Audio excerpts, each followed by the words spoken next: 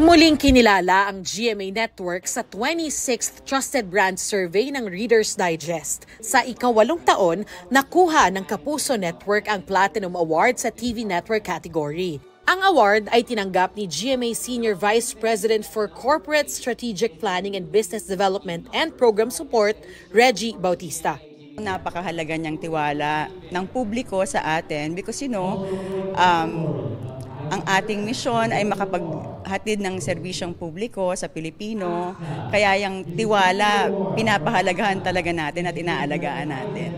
Sa ika-2 taon, kinilala namang most trusted TV host for news and current affairs si Atom Araulio. We believe that we continue to be relevant, and by producing meaningful and timely stories, we hope to earn more trust among the readers, our viewers, and the public. Darlene Kai nagbabalita para sa GMA Integrated News. Huwag magpahuli sa mga balitang dapat ninyong malaman. Mag-subscribe sa GMA Integrated News sa YouTube. Sa mga kapuso abroad, subaybayan nyo kami sa GMA Pinoy TV at sa www.gmanews.tv.